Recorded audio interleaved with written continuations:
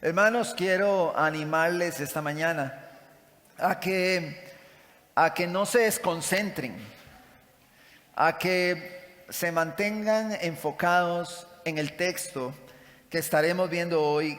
Concentrémonos, pongamos muchísima atención para no perdernos. La palabra me bendijo mucho a mí. Bueno, siempre me bendice, pero quiero hoy subrayarlo. Me bendijo muchísimo a mí. Y quiero de igual forma, como pastor de esta congregación local, que usted también sea bendecido con esta palabra. Venimos hablando acerca de todos los sucesos, de todo el contexto, de todo lo que hay detrás y del mensaje en esencia que vemos en la epístola a los Colosenses. Una serie que inició ya hace bastantes domingos, pero el día de hoy se titula este sermón, como ustedes lo pudieron ver en la publicación, se titula Perfectos en Él. Perfectos en el capítulo 1 de Colosenses, versículos 28 y 29, para que usted los vaya buscando por ahí. Versículos 28 y 29. La semana pasada hice mención, hermanos, de un suceso que tuvimos mi familia y yo para finales del 2018, allá en las minas de ópalo, en Magdalena, en Jalisco, en México. Y yo les comenté acerca de la formación rocosa y cómo esa formación rocosa no era atractiva o su asombro para con uno no perduraba. Hasta que nos explicaron el valor de las piezas que se podían encontrar dentro de esas piedras. Entonces yo les comenté que la formación rocosa de un momento a otro resultó ser muy atractiva, porque comprendemos que hay detrás de esas rocas.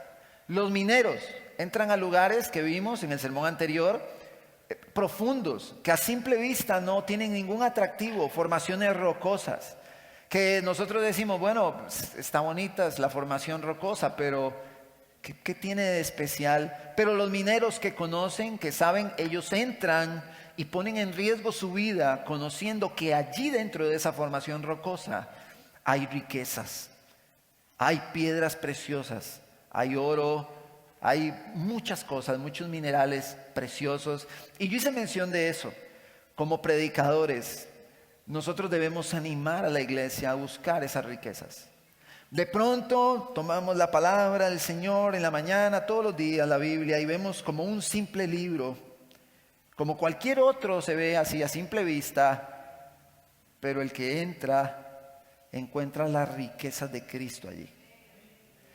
Cuando nosotros comprendemos, como esos mineros, lo que vamos a encontrar en el texto, nosotros vamos a hacer lo que tengamos que hacer por ir a buscar esas riquezas.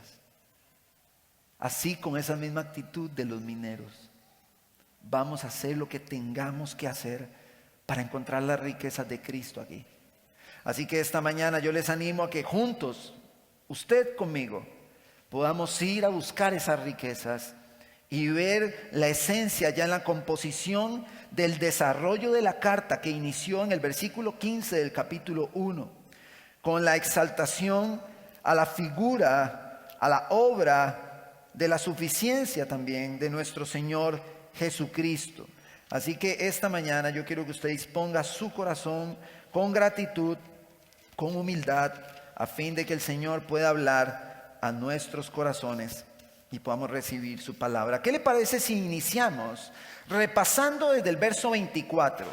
El verso 24 al 27 los expusimos la semana anterior. Esta mañana estaremos exponiendo solamente los versículos 28 y 29. Y como les digo, a mí me bendijo mucho el sermón y confío en que también les va a bendecir a ustedes, porque es la palabra de Dios, estas preciosas riquezas.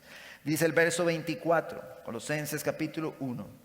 Ahora me gozo en lo que padezco por vosotros y cumplo en mi carne lo que falta de las aflicciones de Cristo por su cuerpo, que es la iglesia, de la cual fui hecho ministro, según la administración de Dios que me fue dada para con vosotros, para que anuncie cumplidamente la palabra de Dios, el misterio que había estado oculto desde los siglos y edades, pero que ahora ha sido manifestado a sus santos, a quienes Dios quiso dar a conocer las riquezas de la gloria de este misterio entre los gentiles, que es Cristo en vosotros, la esperanza de gloria.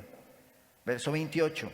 A quien anunciamos, amonestando a todo hombre y enseñando a todo hombre en toda sabiduría, a fin de presentar perfecto en Cristo Jesús a todo hombre, para lo cual también trabajo, luchando según la potencia de Él, la cual actúa, dice el apóstol Pablo, poderosamente en mí. Gracias te damos, Señor, esta mañana.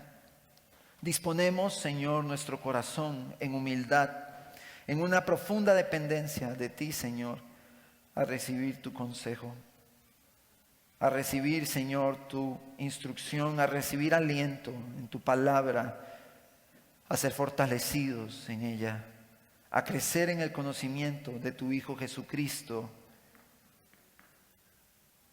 que es la cabeza del cuerpo, que es la cabeza de la iglesia. Ayúdanos, Señor, a encontrar las riquezas de tu Hijo, Rey nuestro, Señor nuestro, que podamos con humildad recibir la palabra implantada y que podamos temblar ante ella, consciente de que toda la Escritura es inspirada para prepararnos enteramente, Señor, para toda buena obra. Haznos crecer esta mañana en tu verdad y ayúdanos, Señor, a recibir tu consejo. En el nombre de Jesús, amén y amén. El apóstol Pablo en esta parte del desarrollo hace mención de un ejercicio que él constantemente está haciendo y es predicar y enseñar. Él dice que el fin de este ejercicio es presentar perfecto a todo hombre. Pero bueno, rápidamente viene una frase a nuestros pensamientos, a nuestra mente, y decimos, no hay nadie perfecto. Pues yo no soy perfecto, ¿verdad? Que es lo que nosotros conocemos. Y si vemos la palabra perfecto a la luz de la Real Academia Española, perfecto dice que es un adjetivo que posee o determina el grado máximo de una determinada cualidad o defecto. El grado máximo. Pero el fin, dice Pablo, de la predicación es presentar perfecto a todo hombre. Perfecto. Y quiero que rescatemos ese concepto del grado máximo. Pero antes, a manera de ilustración, quisiera que viaje conmigo, no a un texto, sino a una época de la historia, el Renacimiento. El Renacimiento que se dio entre los siglos XV y XVI. Tal vez usted no conoce mucho acerca del Renacimiento, pero voy a hacer una mención rápida de un poquito de historia para, a manera de ilustración, rescatar unos elementos que sé que nos van a bendecir, como les digo, al ser una ilustración. El Renacimiento es el nombre dado en el siglo XIX, y vaya usted tratando de imaginar todo este contexto en sus pensamientos, a un amplio movimiento cultural que se produjo en Europa occidental durante estos siglos XV y XVI. Fue un periodo de transición entre la Edad Media y los inicios de la Edad Moderna. Se dio una contemplación libre de la naturaleza tras siglos de predominio de un tipo de mentalidad más rígida y dogmática establecida en la Europa medieval. Debemos comprender que esta época del Renacimiento está asociada o se da de forma paralela con la Reforma Protestante, donde estaba la Iglesia Católica de aquella época asesinando a los protestantes. Asesinó a Juan Hus. Y entre Juan Hus y otros reformadores que se movían en esa época, predicaban ellos el Evangelio y hacían notar cómo este mismo dogmatismo, esta rigurosidad que se movía, estaba atentando contra el Evangelio. Pero bueno, estamos hablando meramente de la historia, de cultura. En esta nueva etapa se planteó, en este renacimiento que se da en estos siglos, se planteó una forma de ver el mundo y al ser humano con nuevos enfoques en los campos de las artes, la política, la filosofía y las ciencias, sustituyendo el teocentrismo medieval por el antropocentrismo. Había un teocentrismo dogmático, medieval, impuesto con violencia, que estaba en toda Europa, y empezó a darse un cambio de pensamiento, hermanos, donde ya ese teocentrismo violento y agresivo, impuesto también por los mismos españoles que colonizaron acá en América, y que para imponerlo asesinaban, empezó a cambiar esa forma, y ese renacimiento empieza a darle más valor e importancia al hombre. Y este antropocentrismo, eso es justamente lo que significa, como una exaltación a la figura del hombre, de la persona.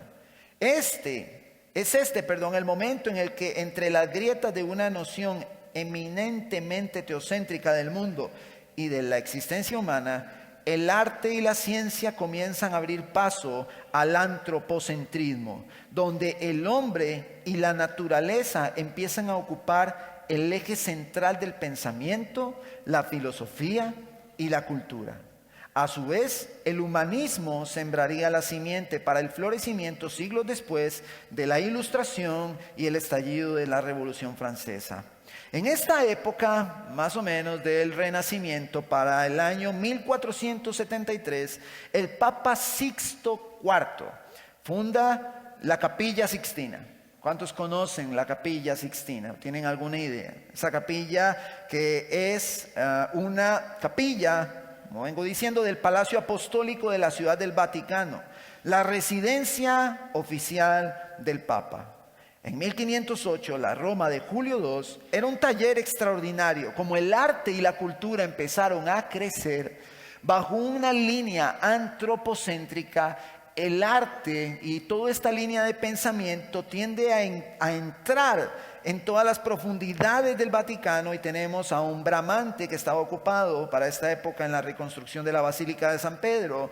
Tenemos en las obras del palacio a este Bramante haciendo un trabajo. Tenemos a Rafael que comenzaba los frescos de las habitaciones del Papa. Y para la Sixtina, el Papa de la Robert quería a Miguel Ángel a cualquier precio, a pesar de sus protestas y también a pesar de su inexperiencia en la pintura. Este Papa quería que Miguel Ángel pintara la Capilla Sixtina. Pero él protestaba porque la labor principal de Miguel Ángel no era la pintura, sino que era primeramente el escultor. Para 1499, a sus 24 años, este hombre, Miguel Ángel, es catalogado como el máximo expositor en Europa de la escultura. Y vemos obras como el Moisés, hecho en mármol blanco. Vemos obras como el David, hecho en mármol también, que son obras admirables. Miguel Ángel realizó los frescos de la Capilla Sixtina entre 1508 y 1512. Ya le voy a explicar por qué se llaman los frescos, por qué se le llama así a ese trabajo que Miguel Ángel hizo. La restauración que se realizó en la década de los 90 mostró el increíble dominio técnico del pintor, que además no contó con ayudantes para la realización de las pinturas, tan solo unos obreros que prepararon la techumbre, que es una estructura de construcción. El tamaño gigantesco de las figuras y la dificultad de aplicar la pintura en los techos curvos convierten este fresco en una creación excepcional. El propio artista comentó en sus escritos el dolor que le provocaba trabajar desde los andamios. Él tuvo consecuencias físicas al trabajar en esa altura, haciendo esos frescos. Pero, ¿por qué se le llaman frescos? Frescos es una técnica de pintura mural que consiste en que la pared se cubre de yeso con varias capas de cal, Y cuando la última capa está todavía húmeda, es cuando se pinta sobre ella. Así los pigmentos quedan integrados químicamente en la propia pared, lo cual aumenta mucho su durabilidad. Esta era una técnica de gran dificultad porque no permite errores o vueltas atrás y exige tiempos muy breves. Una vez preparados los cartones de los dibujos, hay que dividir el conjunto en partes que puedan ser completadas en un día, pues pasado este tiempo, el enlucido se seca y ya no absorbe el color. Miguel Ángel era un escultor preparado en la escultura, había visto algo de la pintura mural, pero luego se ve expuesto ante una obra, desarrolla esta obra que ha marcado la historia en el ámbito del arte. En varias ocasiones proclamó que su arte, su profesión, era la escultura y no la pintura. En las cartas a sus parientes hace mención de este esfuerzo tan enorme que él estaba haciendo y el desánimo por las dificultades al no ser pintor. Aún así no quiso renunciar ni a la escultura ni a la pintura que había decidido emprender en la Capilla Sixtina. En esta pintura el tema elegido son 9 escenas del Génesis bajo una cosmovisión neoplatónica, rodeadas de 12 profetas y algunas otras figuras enmarcadas.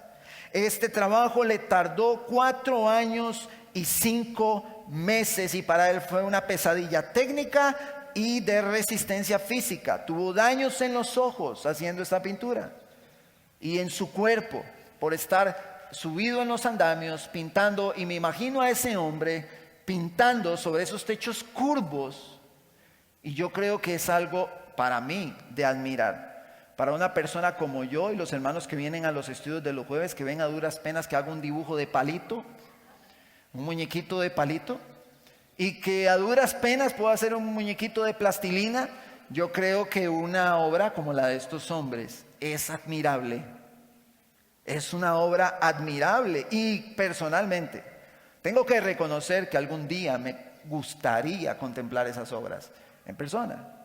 Obras que el hombre hace. El fresco más reconocido, por si usted todavía no tiene idea de la Capilla Sixtina, yo creo que con esta ilustración o con esta mención ya usted se hace más o menos una idea. El mayor o el fresco más reconocido de la Capilla Sixtina es la imagen, ¿verdad? Supuestamente, según Miguel Ángel, de Dios alcanzando el dedo de Adán. Esa figura es una de esas pinturas, de esos frescos que están en esa capilla. Lo vemos en películas y en un montón de lugares. Miguel Ángel hizo esta obra y este hombre realizó obras de arte que perduran y se mantienen no solo en Europa, sino en importantes libros de historia. En estos 4 años y 5 meses, este hombre desgastó su cuerpo para iniciar una obra e irla perfeccionando hasta terminarla. Yo creo que este tipo de obras, de esculturas y de arte es de admirar. Creo que hay personas que tienen por poco este arte, pero yo no soy una de esas. Yo admiro esas obras y créanme, cuando yo dibujo en una hoja de papel y veo mi deficiencia para dibujar algo como eso, me pregunto cómo es que un hombre natural, así normal, puede hacer ese trabajo. Una escultura en mármol blanco, de esa forma. Pero todo esto es obra de un talento humano. Y aunque es de mucha admiración, es obra de un talento humano que muchos hombres en la historia pueden llegar a tener. No solo para hacer esculturas o pinturas. Todos los que hacen estos trabajos de arquitectura en países que están muy desarrollados, de verdad también hacen trabajos impresionantes en arquitectura. Y podemos ver en la historia y podemos aquí resaltar miles de nombres de hombres que con talentos que tienen de nacimiento han desarrollado este tipo de obras. Y quiero que dejemos este concepto de estas obras y estos talentos que tienen los hombres y que hacen estas cosas que pueden ser admiradas. Quiero que lo dejemos por ahí y recapitulemos lo que Pablo viene hablando según el sermón anterior a los colosenses. Pablo dice que él es un ministro, un servidor, predica él la palabra de Dios. Eso es lo que Pablo está haciendo ahí en Colosenses. Usted lo ve en el texto, lo vimos en el sermón anterior. Y él expresa que eso él lo está haciendo con gozo, a pesar del sufrimiento, porque está encarcelado en Roma, justamente en ese momento. Esta labor o esta tarea, Dios mismo se la ha encomendado, incluyendo el sufrimiento. Dios mismo le encomendó que pasase por todo eso.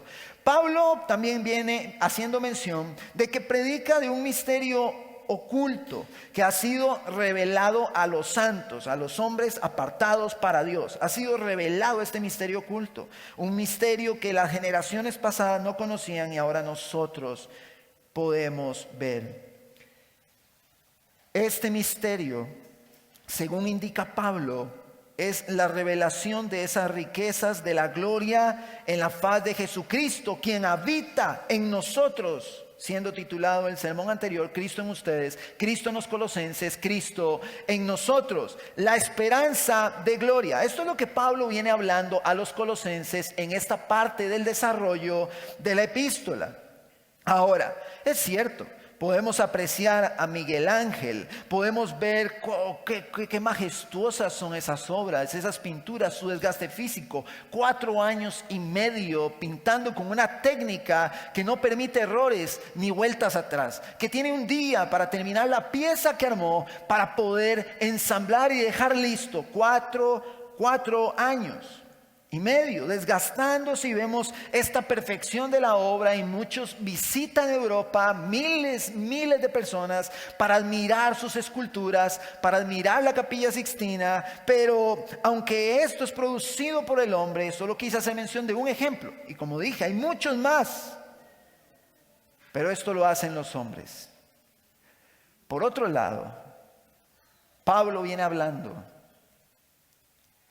de la contemplación que apreciamos en el Dios creador en los versos anteriores, que por medio de Cristo, como arquitecto, creó los cielos, creó la tierra y todo lo que en ella hay. Yo no sé, hermano, si usted ha hecho esta dinámica y se ha sentado a leer Génesis, el primer capítulo, con calma, y tratar de visualizar en sus pensamientos cómo Dios fue creando cada una de las cosas. Todo. Y no solamente lo crea a través de Cristo como arquitecto, sino que en Cristo se sostiene, se mantiene, tiene vida en Cristo. Fue lo que estuvimos viendo. Claro, el hombre puede hacer obras muy admirables, pero prestemos atención a lo que Dios hizo, porque nada de lo que existe podría haberse dado si no fuera por Cristo, y nada de lo que existe se podría mantener si no fuera por Cristo. Cristo sostiene el cosmos completo. Entonces vemos cómo Pablo viene desarrollando una obra impresionante a través de la figura de Jesucristo en esos versos que justamente están ahí del 15 al 16, resaltando eso. Pero si nos vamos a Génesis capítulo 1, no le digo que se vaya, yo se lo leo en el verso 31, dice: y vio Dios todo lo que había hecho. Dios hizo todas las cosas, y le animo a que en su casa agarre Génesis capítulo 1, también para el tema del 28 de agosto, agarre Génesis capítulo 1, léalo despacio y trate de visualizar cómo Dios creó todas las cosas, las bestias del mar, los océanos, las montañas, los animales, al hombre. Y entonces cuando Dios realiza toda esta creación, dice en el verso 31 del capítulo 1 del Génesis: y vio Dios todo lo que había hecho, y he aquí era bueno en gran manera. No solamente era bueno, buenísimo. Era bueno en gran manera. Y fue la tarde y la mañana del día sexto. Un artista, por lo general, termina su obra y la contempla. El artista natural hace una obra. Además, los que trabajan en construcción hacen un trabajo y después de que terminan, lo ven y lo contemplan.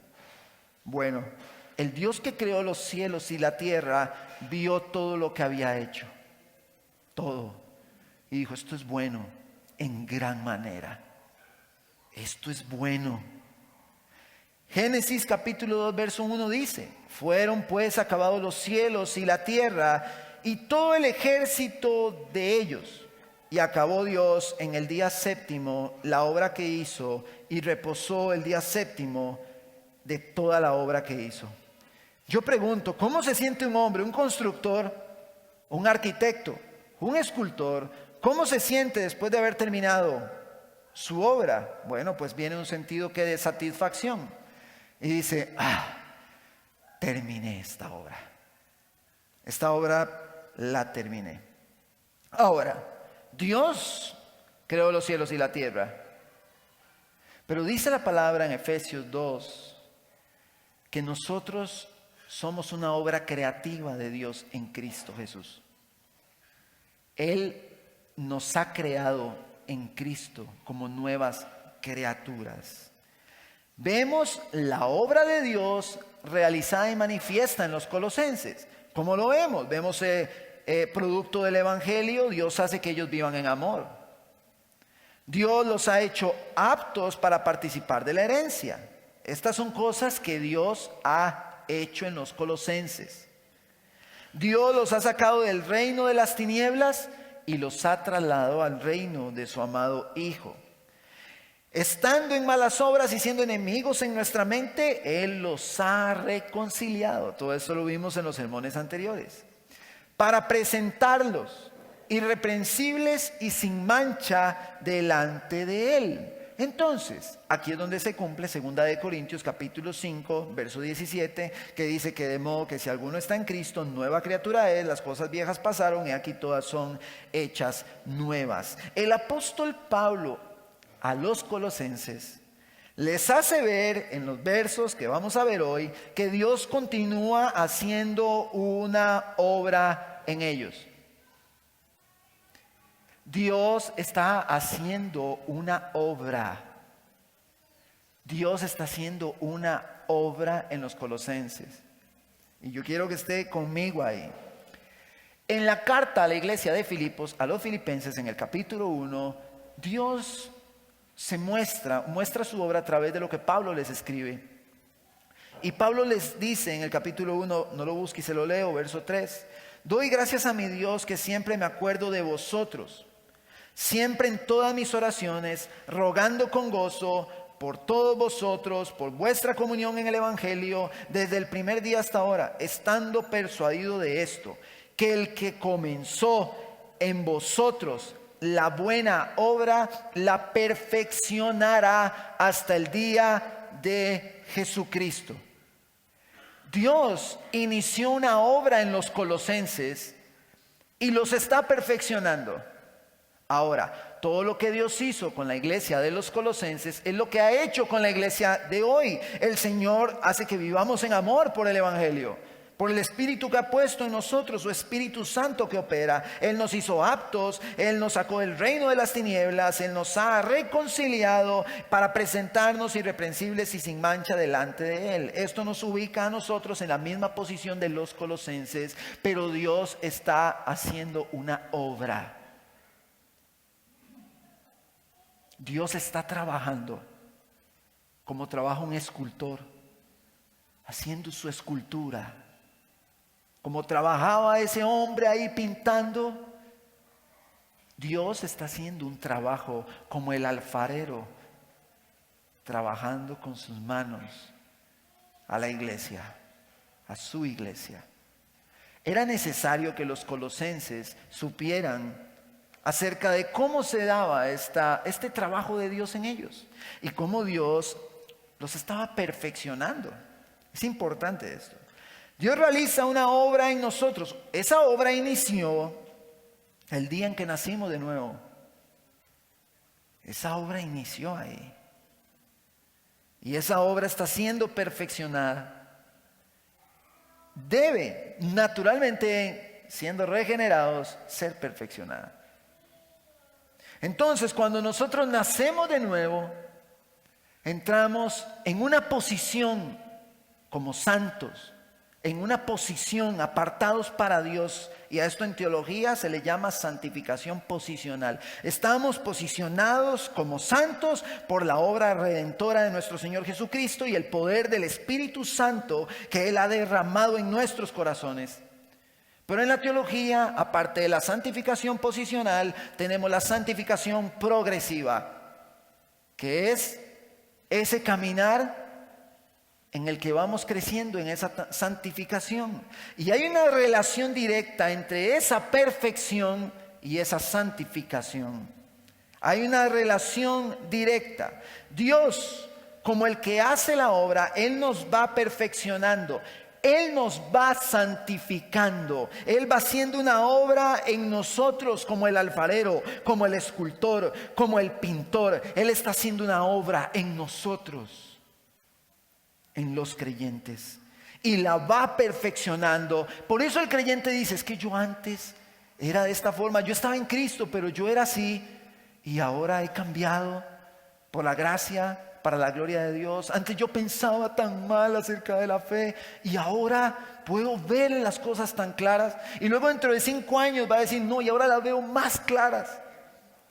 Y dentro de 20 años va a decir, no, sabe que yo estaba en pañales.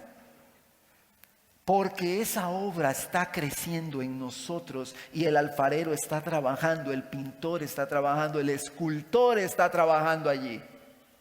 Dios está haciendo una obra en nosotros. Dios, como el que hace esta obra, que nos crea en Cristo, nos va perfeccionando hasta el día glorioso en que resucitemos de entre los muertos y seamos transformados, siendo esta nuestra esperanza de gloria. Algún día esta perfección será plena y a eso se le llama la santificación completa, total, cuando estemos con Él transformados. Él comenzó una obra en nosotros y la está perfeccionando. Él está haciendo esta obra maravillosa. Y entonces, en el verso 27, vaya conmigo al capítulo 1 de Colosenses. Dice, a quienes Dios dio a conocer la riqueza de la gloria de este misterio entre los gentiles, que es Cristo en vosotros, la esperanza de gloria. A quien anunciamos, dice el apóstol Pablo, amonestando a todo hombre y enseñando a todo hombre en toda sabiduría, a fin de presentar perfecto en Cristo Jesús a todo hombre. Al Cristo que está en los Colosenses, que está en nosotros, ese Cristo, hermano, en ustedes, ese Cristo es al que Pablo, como un servidor, está predicando. Está predicando, y aquí la palabra amonestando se traduce como advirtiendo acerca de prácticas y enseñanza de la doctrina. Ahora, dice que Él está enseñando en toda sabiduría, pero siendo Cristo, a la luz de lo que vimos en el sermón anterior, siendo Cristo la misma sabiduría de Dios encarnada, es sobre Él que Pablo está predicando. Ahora, ¿por qué es por medio de la predicación que se busca la perfección? Porque Pablo está diciendo que el fin de predicar, amonestar y enseñar es que el hombre sea perfecto. Ese es el fin de la predicación de Cristo, que el hombre sea perfecto. Hay lugares donde se predica muchísimo, pero no se predica a Cristo. En esos lugares el fruto escasea entre la iglesia. Abunda el pecado y los creyentes no crecen. Muchos en muchos lugares viven de experiencias, viven de sensaciones y de emociones, pero no crecen en esta perfección porque la predicación no se trata de Cristo, se trata de un montón de cosas menos de Cristo. Cristo no es el preeminente en muchos sermones de muchos lugares y por eso la gente entra y todo en su gran multitud entra y sale como si nada pasara, salen de la iglesia el domingo, siguen viviendo sus vidas como que no pasa nada, como quieren, bajo su propio gobierno, porque Cristo no les está siendo predicado. La única forma, dice el apóstol Pablo, de que el hombre crezca en perfección es que se predique a Cristo. Si no se predica a Cristo, el hombre no crece en perfección. Si no es por esta predicación, Dios no hace esa obra en el corazón del hombre. Tiene que ser por medio de la predicación de la palabra, por medio del evangelio, por medio de nuestro Señor Jesucristo. Esto es importante, hermanos, que lo sepamos. En Juan, no lo busque y se lo leo. En Juan 17, cuando Jesús ora por los discípulos, Jesús dice: no ruego que los quites del mundo, sino que los guardes del mal. No son del mundo, como yo tampoco soy del mundo. Vean qué lindo como Jesús ora. Y le dice al Padre: santifícalos en tu verdad. Tu palabra es verdad.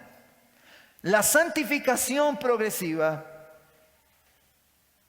esta perfección en la que vamos avanzando, se da por medio de la palabra de Dios, que nos es revelada a nosotros por el Espíritu Santo que opera en nosotros. Porque ahora no es solo la predicación como tal, sino que el Espíritu Santo debe estar en el corazón del hombre para que esa predicación le pueda revelar las riquezas de Cristo.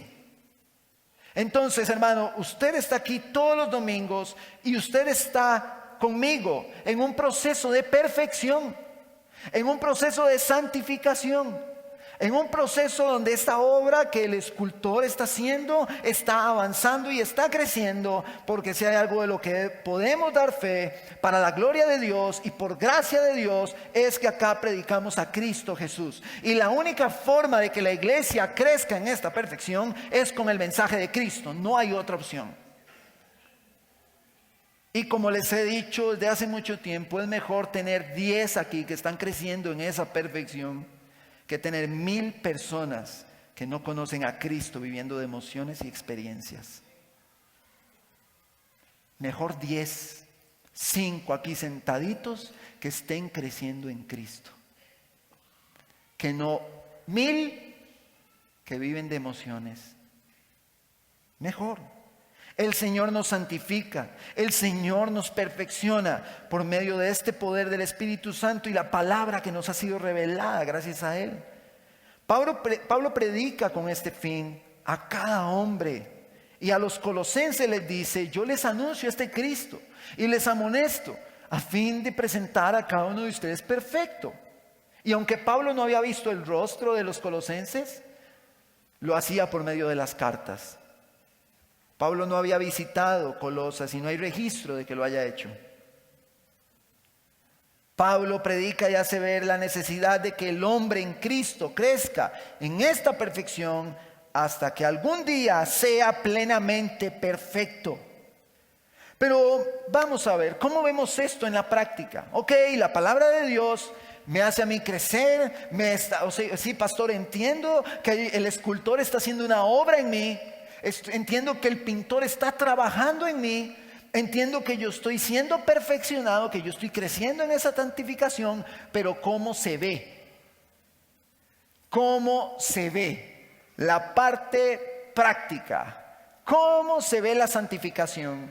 Y es aquí donde recordemos la centralidad del Evangelio.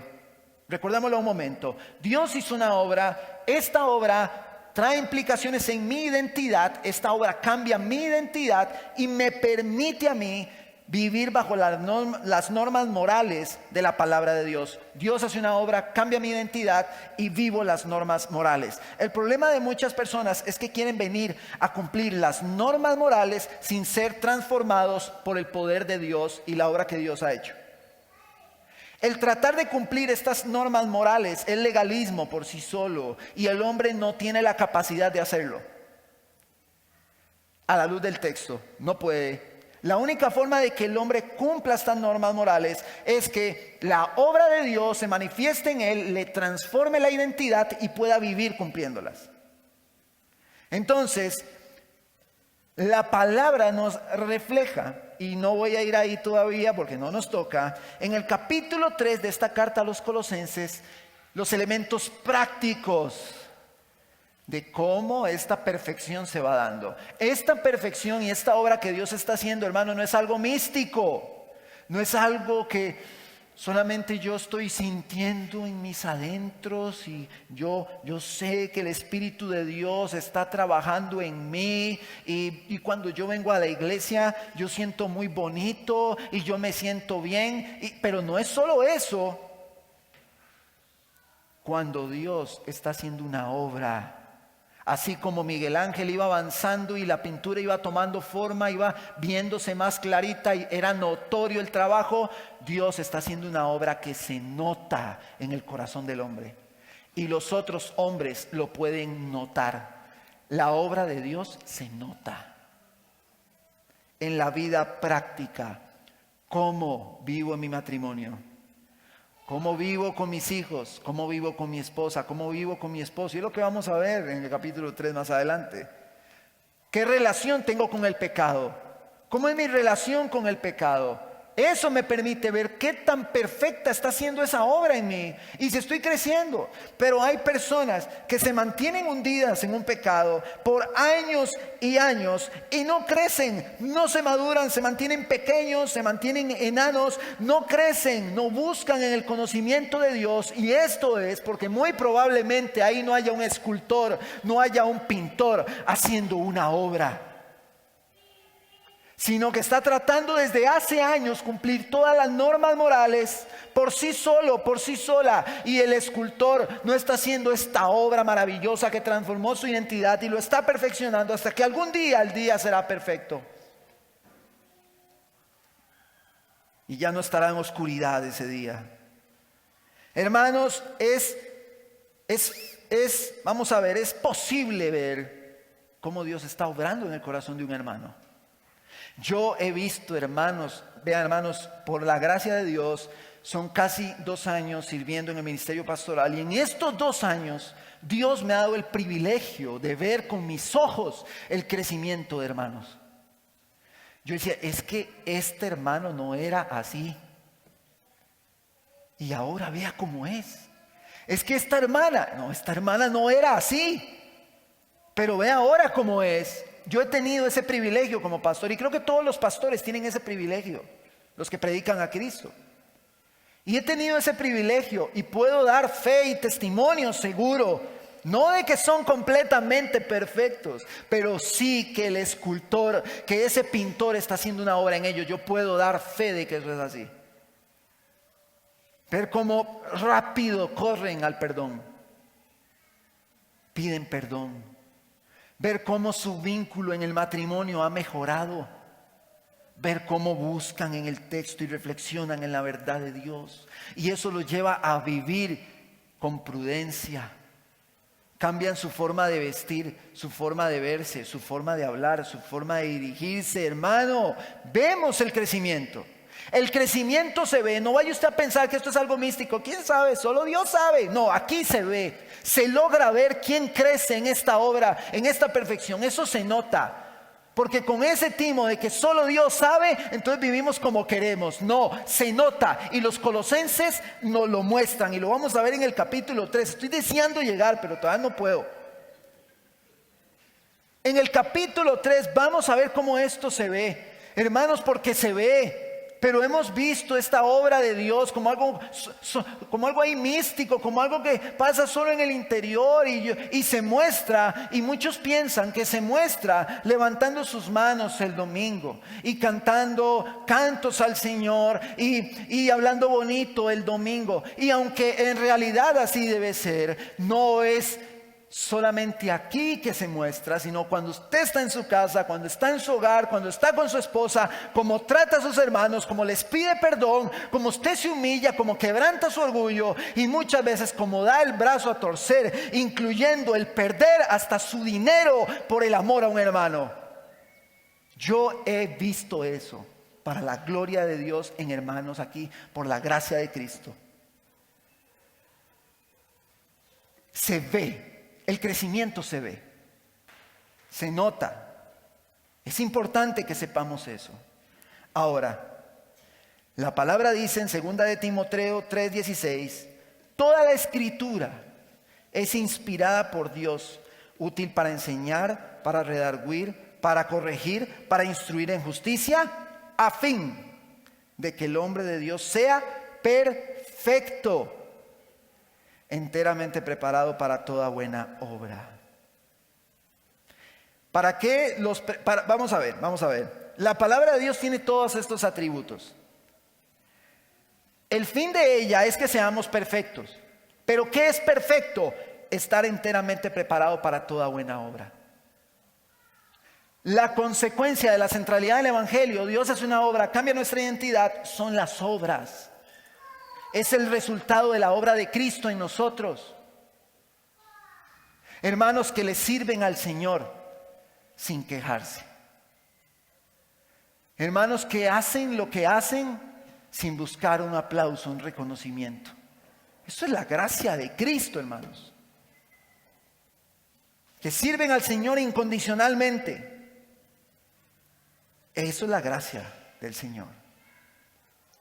Un esposo que trataba mal a su esposa y ahora la trata con amor y la ama como Cristo amó a la iglesia. Eso es la gracia de Cristo, hermano. Pero el esposo que es creyente debe ir creciendo en esa perfección y debe ir mejorando. No, es que yo no puedo salir de aquí, yo sigo en esta situación, yo me mantengo, hermano. Verifique si usted está en medio de una obra de Dios. Cuidado, usted está tratando de vivir las normas morales por su propia cuenta, porque su vida va a ser un desastre, un caos, porque el hombre no puede hacerlo. No tiene sabiduría para decidir, no tiene sabiduría para actuar. Como decimos, solo animaladas hacemos. Ahora, hay hombres ateos, agnósticos, inclusive gnósticos, que ellos pareciera que viven bajo principios morales muy respetables. Y hasta son de admirar. Tengo compañeros en el trabajo que yo digo, qué integridad la de ese compañero, y es ateo o es agnóstico. Pero recordemos que lo que Dios hace en nosotros no cumple el estándar de los hombres, cumple el estándar de Cristo. Un hombre puede verse bajo principios morales muy recto, muy decente, pero habría que ver cómo está su orgullo. ¿Cómo está el orgullo de ese hombre o de esa mujer? Porque le puedo asegurar que si Cristo no estaba, como dice la palabra, bajo la voluntad de Satanás, cautivo a él, haciendo lo que el diablo quiere que haga. Pueden dar una imagen, pero no viven en libertad, sino que viven cautivos a Satanás. Ahora, el apóstol Pablo viene mencionando en los versos anteriores en esta epístola a los Colosenses, dice, y le leo, bueno, esto lo escribí yo acá. Recordemos las implicaciones de la reconciliación. Pablo viene hablando de que sería una reconciliación. Estando ustedes siendo enemigos en vuestra mente, haciendo las malas obras, Él los ha reconciliado. Y hablamos del intercambio que se da en esta reconciliación. Un cambio de conducta en las relaciones. Dios ve al pecador de otra forma y el pecador empieza a vivir para Dios en medio de esta obra que Él mismo está haciendo, perfeccionando, que está detallando. La persona que es reconciliada vive diferente, no vive como el mundo. Hay un cambio en las relaciones con Dios y hay un cambio en mi relación con el pecado. Antes el pecado y yo éramos súper amigos y lo abrazábamos y lo chineábamos al pecado y lo disfrutábamos. Ahora no. Ya el pecado no es un deleite. El pecado es un motivo de aflicción en el creyente, que lo humilla, que lo quebranta, que lo destruye, que lo tira al suelo a buscar el arrepentimiento. Ya el pecado no es eso. Antes andábamos en malas obras, andábamos de fiesta en fiesta, en libertinaje sexual, drogas, alcoholismo, en todas esas cosas. Y disfrutaba el hombre esas cosas sin estar sin Cristo. Pero estando en Cristo, ya eso no es un deleite. Eso es una aflicción. El pecado que está en nuestros miembros, dice Pablo en Romanos 7, y que quiere hacer siempre lo malo. Y ante este pecado, Dios en su gracia, hermanos, hace una obra en nosotros. Las buenas obras son el producto de esta reconciliación. Son la muestra de que estamos siendo perfeccionados por medio de la obra del Espíritu Santo que está en nosotros y nos revela la palabra escrita. Esta es la evidencia. Ahora, ¿acaso nosotros merecemos que Dios haga una obra en nosotros y nos esté perfeccionando? ¿Nosotros merecemos eso? ¿Somos dignos de que Él esté haciendo una obra en nosotros? Vea para adentro, vea su corazón, vea el orgullo, vea el pecado que hay allí. ¿Acaso somos dignos de que Él se dedique a nosotros? Pero por amor Él entregó su vida. Y no solo entregó su vida para comenzar una obra, sino que el mismo amor que lo llevó a la cruz es el mismo amor que trabaja en nosotros. No lo busque y se lo leo en el Salmo 8, verso 3.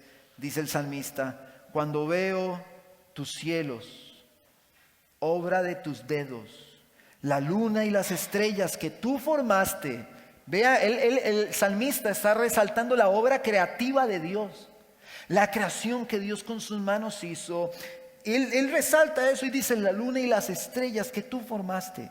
Digo, ¿qué es el hombre para que tengas de él memoria, y el hijo del hombre para que lo visites?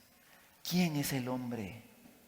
Para que el creador de los cielos y la tierra, y que dijo: todo esto es bueno en gran manera, antes de recibir la maldición por el pecado. Háblese de la creación. Cuando Él vio todo eso y creó con sus manos todas las cosas, el salmista logra apreciar eso y dice: tú con tus manos hiciste los cielos, hiciste la luna y las estrellas. ¿Quién soy yo? ¿Quién soy yo para que me visites? ¿Quiénes somos nosotros para que el Señor nos perfeccione y haga una obra en nosotros? ¿Quiénes somos? ¿Somos dignos de eso? Y Pablo dice en el verso 29 de este capítulo 1 a los Colosenses: para lo cual también trabajo, luchando según la potencia de Él, la cual actúa poderosamente en mí. Este también trabajo se traduce como una dura y afanosa labor. Pablo estaba trabajando duro, estaba afanado, estaba esforzándose en esta labor que le había sido encomendada. Y el término luchando se traduce del griego agonizomenos, que se deriva de agonizar, término muy utilizado por Pablo en las epístolas, muy utilizado por Pablo en estos contextos, donde las cárceles donde él se encontraba reflejaban su agonía. Él estaba agonizando. Pablo viene hablando, él es un ministro, servidor de la iglesia, para que la iglesia sea perfeccionada por medio de la predicación, pero él está trabajando duro, se está afanando, se está esforzando, se está negando a todo, ha perdido todo, lo ha tenido por pérdida, por basura. Lo ha tenido todo por basura para seguir lo que Cristo le ha encomendado, y es servir a la iglesia como ministro. Pablo estaba trabajando hasta la agonía, sirviendo a la iglesia. Y aquí es donde tomamos la ilustración inicial. Miguel Ángel, por un lado, que representa, o podemos representar hoy en este sermón, al hombre haciendo estas obras que son admirables, pero vemos la magnificencia del Dios que creó todas las cosas hechas. El hombre natural, el hombre imperfecto, puede hacer obras increíbles. El hombre natural puede hacer estructuras enormes, puede hacer puentes a largas distancias, represas enormes, edificios, rascacielos, puede hacer estructuras arquitectónicas, esculturas, puede hacer pinturas, puede hacer un montón de cosas en el ámbito también de la tecnología y de la ciencia. Él puede hacer muchas cosas, pero el hombre no puede, no tiene la capacidad de crear un corazón nuevo. Eso no lo puede hacer el hombre. Y el mismo Dios que creó los cielos y la tierra, está haciendo una obra en nosotros. Pero ¿cómo inició esa obra? Puso en nosotros un corazón nuevo, dice el profeta Ezequiel. Quitó el corazón de piedra, puso un corazón de carne. En nosotros somos una obra creativa en Cristo por medio de este poder del Espíritu Santo que nos ha regenerado, que ha cambiado nuestra naturaleza. Y entonces emprendemos un camino en la fe. Un camino, un peregrinar, donde comprendemos que la ciudadanía nuestra no está en esta tierra, sino que está en los cielos. Y que el Señor está haciendo una obra que nos está perfeccionando en este camino, en este peregrinar, para algún día estar con Él en una perfección plena, en una santificación completa. Nosotros comprendemos esto. El hombre tampoco tiene la capacidad de crecer en esta perfección. El hombre solo no tiene esta capacidad. La única forma de que el hombre crezca en esta perfección, en esta santificación, y que reciba la palabra y que la palabra le sea revelada, es por medio del Espíritu de Dios en él, la misma obra de Cristo sobrenatural en nosotros. Por eso Pablo le dice: ese es el misterio oculto, Cristo en ustedes, la esperanza de gloria. Entonces Pablo le dice a ese Cristo, esa esperanza de gloria, ese Cristo que es la garantía de que un día van a estar transformados en él, es del cual les hablo, para que sean preparados de aquí hasta que lleguen a la meta. Es la predicación de Cristo, hermanos. No hay otra cosa que nos haga crecer, solo Cristo predicado, el Cristo crucificado, el Cristo que resucitó al tercer día y que ascendió al Padre y está a la diestra de Dios, el Cordero inmolado, el Rey de Reyes y Señor de los señores. Solo la predicación de nuestro Señor Jesucristo es lo que hace que el hombre crezca. ¿Cómo es posible que en muchos lugares se desplaza el mensaje de Cristo para hablar motivación, para hablar superación personal, para hablar humanismo? Eso es basura, eso no se necesita para crecer. Lo que se necesita para crecer es la predicación de Cristo. Un coach puede levantarle el ánimo a la gente y llenarlo de buenas expectativas y sacudirle las emociones, y que esa gente salga de un auditorio diciendo: qué rico lo que él habló, ahora sí me dieron ganas de hacer las cosas. Pero todo eso es efímero, todo eso se acaba. Lo que hace que el hombre sea transformado y que esa obra vaya en crecimiento, solamente la predicación de Cristo, no hay otra. Y el Espíritu Santo en el corazón que la revela. Esto es importante esta mañana, y para Pablo lo es. Y al ser solo la predicación y la obra de Cristo en nosotros lo que nos hace crecer, nos impide aplaudirnos por nuestro crecimiento en la fe. Al ver a Cristo haciendo esta obra como el escultor, como el alfarero en nosotros, eso nos imposibilita para poder decir: yo sí soy bravo para esto, yo me he esforzado lo suficiente y me merezco este crecimiento, he perseverado de tal forma que merezco estar creciendo. Eso nos lo impide, porque lo que sucede en nuestros corazones y nos permite crecer es solamente la gracia de Cristo. Si eso no está, el hombre no va a crecer en esa perfección, no va a crecer. Por eso la gloria siempre será para nuestro grande y poderoso Dios. Y por eso Cristo siempre tendrá la preeminencia. En Efesios capítulo 4, si quiere vaya conmigo a Efesios 4.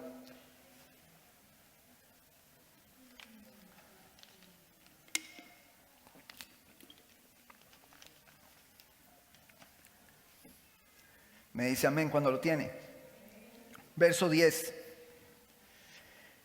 El que descendió es el mismo que también subió por encima de todos los cielos para llenarlo todo.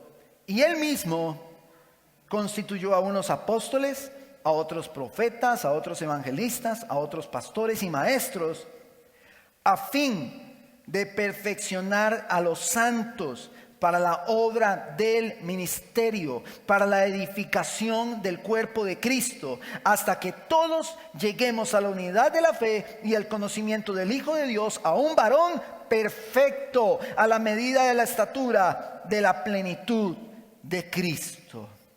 Y entonces vemos a un Miguel Ángel haciendo sus esculturas, la Capilla Sixtina, y pintando, y decimos un talento natural que jamás se va a comparar a lo que el Dios creador de los cielos y la tierra ha hecho, dándole armonía a toda la creación.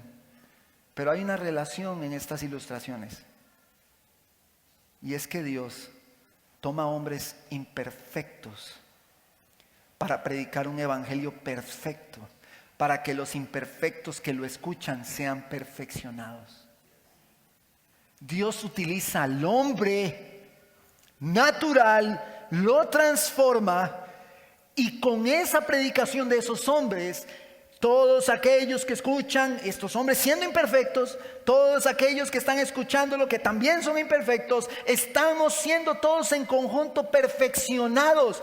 Él está haciendo una obra tan sobrenatural en el corazón de la iglesia como la creación de los cielos y la tierra constantemente por medio de hombres que proclaman la verdad de Cristo. Así es como Dios está haciendo esta obra. Utiliza a hombres imperfectos, deficientes, débiles, frágiles, torpes, los utiliza para predicar un evangelio que es perfecto, que tiene la capacidad de perfeccionar a los hombres para que aquel día se presenten, como dice el apóstol Pablo, sin mancha e irreprensibles delante de él, lo cual dice en los versos anteriores. Dios utiliza a estos hombres. Dice la palabra, y se lo leo en Proverbios capítulo 4, verso 18. Mas la senda de los justos es como la luz de la aurora, que va aumentando en resplandor hasta que el día es pleno. Algún día le veremos tal como Él es, hermanos, y seremos transformados totalmente, seremos santificados completamente, y todo este proceso de crecimiento culminará cuando estemos delante de Él. Esto es algo maravilloso. El fin es apreciar por medio de la palabra la suficiencia y la obra de Cristo para crecer en buenas obras, según dice Pablo en Colosenses 1:9, que ya lo estudiamos. Y él dice: por lo cual también nosotros, desde el día que oímos, no cesamos de orar por vosotros y de pedir que seáis llenos del conocimiento de su voluntad, que vimos que es en la palabra de Dios, en toda sabiduría e inteligencia espiritual, para que andéis como es digno del Señor. Vamos a ver, el que crece en la voluntad, en el conocimiento de la voluntad de Dios, a través de la palabra, está siendo saturado, está lleno de ese conocimiento. Entonces vive, como dice la palabra, que es digno del Señor. Vive reflejando con sus obras lo que Cristo ha hecho. Y Pablo le dice esto a los colosenses. Y si oramos para que el Señor los llene del conocimiento de su voluntad, para que vivan como es digno. Y luego les dice todo lo que Cristo es, la suficiencia de su persona, y les dice: yo se los predico a Él para perfeccionarlos, para que ustedes sean perfeccionados por el poder del evangelio y puedan vivir como dice el capítulo 3 de Colosenses. Y esta es la obra de Dios en nosotros. ¿Quiere usted saber si Dios está trabajando en su corazón? Vea cómo ha buscado el perdón y con qué frecuencia. Vea cómo está su orgullo. Vea cómo están sus pensamientos, su lujuria, la mentira, el engaño, la idolatría a cosas de este mundo. ¿Quiere usted saber si Dios está trabajando en usted? Yo aquí podría dar muchos ejemplos en mi vida de cómo el Señor ha quitado ídolos en este camino, en mi vida. Y cómo el Señor en mi vida ha quebrantado mi orgullo. ¿Y cómo lo hizo? Y aunque sé que todavía luchamos con el orgullo, lucho con el orgullo, sé que el Señor está haciendo una obra en mí. Y no solo la está haciendo en mí, sino que la está haciendo en ustedes también. Él nos está perfeccionando, hermanos. Él está como el escultor haciendo una obra en nosotros. Y conforme caminamos como iglesia, esa obra se va puliendo. Y viene una partecita donde la escultura necesita un masazo un poquito más fuerte. Y hay un golpe duro, fuerte. Y se sintetiza con el pastor reuniendo, solucionando conflictos. Y los hermanos todos juntos nosotros apelando a la humildad y quebrantando el orgullo, buscando el perdón. Ahí está la práctica de esto. No, yo nunca he tenido que pedirle perdón a nadie. No, hombre, yo con el orgullo no tengo problemas. No, hombre, yo no he tenido que humillarme nunca. Ay, hermano, si usted es un hombre o mujer nacido de nuevo, ese día va a llegar y usted va a tener que humillarse y pedir perdón y romper su orgullo. Pastor, pero es que a mí me cuesta, yo lloro, llore lo que tenga que llorar, llore, pero permita que el alfarero le dé forma, porque el propósito de todos es que seamos a la imagen de Cristo. Es cierto, para el que ama a Dios todas las cosas le ayudan a bien, dice Romanos. Esto para los que conforme a su propósito son llamados, y el texto nos muestra más adelante que el propósito es que seamos a la imagen de Cristo. Por eso todo nos ayuda bien. El que todo nos ayuda bien no significa que todo va a salir como queremos. Hay una gran diferencia entre estas dos cosas. Esto me ayuda bien aunque me salga mal. No me sale mal, me sigue saliendo mal, pero esto dice la Biblia que me está ayudando a bien. Esto me está haciendo a la imagen de Cristo. Así que deje que el escultor le dé duro y trabaje. Porque a través de la palabra Él está haciendo una obra en nosotros. Él está haciendo una obra en mí y en usted. Las obras que el hombre hace, todo esto que mencioné, toda la arquitectura, toda la tecnología, un avión de no sé cuántos miles de toneladas que se levanta en el aire, un cohete que sale al espacio, una cámara, no sé cómo se llama este satélite que está ahí dando vueltas en el espacio y dando imágenes. El hombre puede hacer cosas realmente asombrosas como las que ha hecho hasta hoy y puede hacer todavía más, pero todas las cosas que el hombre hace pueden ser destruidas. Pero lo que Dios ha hecho y lo que está haciendo en nosotros y lo que hará con nosotros no se puede detener, porque es sobrenatural, está por encima de lo que el hombre puede llegar a hacer. Y esta obra de Dios es perfecta. Así que permita usted, como los colosenses, escuchar acerca del Cristo crucificado. Vaya a buscar como los mineros las riquezas de Cristo, para que la palabra lo haga crecer en santificación, para que la palabra lo haga perfecto, enteramente preparado para toda buena obra, no para quedarse con el conocimiento, sino para que crezca en buenas obras. ¿Está conmigo?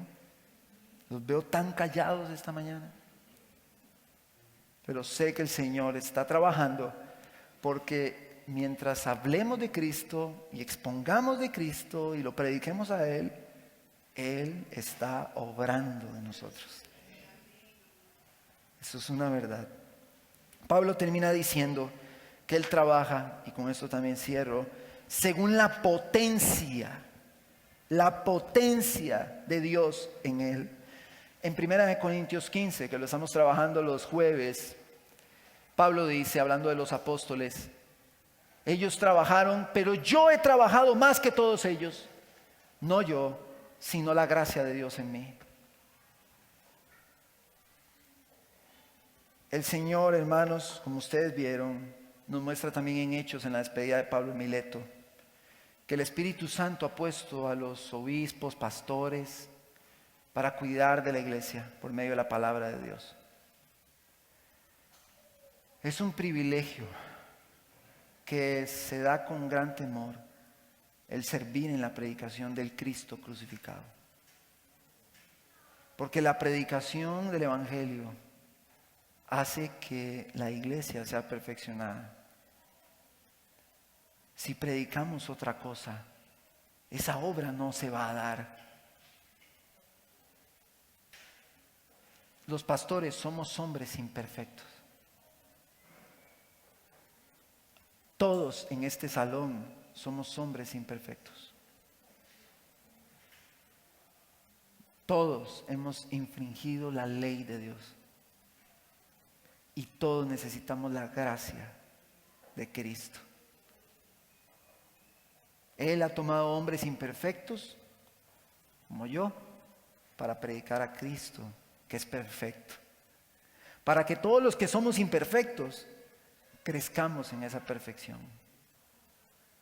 Bendito sea nuestro Dios y Padre, que nos ha dado la oportunidad de poder ver sus riquezas en el Evangelio y poder, como los mineros, correr a ver qué es la reconciliación en la riqueza que hay allí.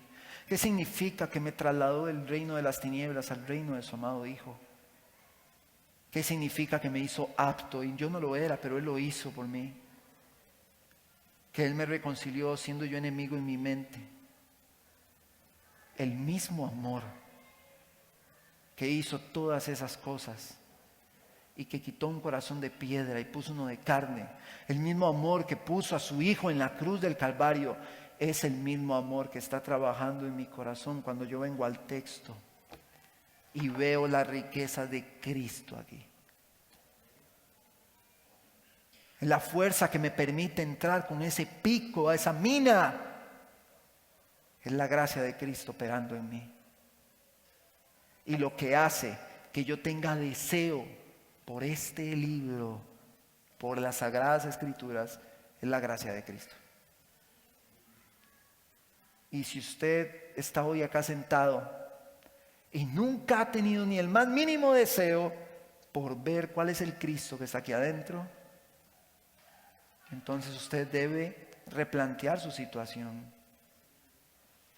Si usted se ha mantenido en un pecado por años y su vida no ha tenido ningún tipo de cambio, por años, usted debe replantear su situación. Pero el Evangelio produce cambios. Cristo cambia al hombre, como el hombre no lo puede hacer.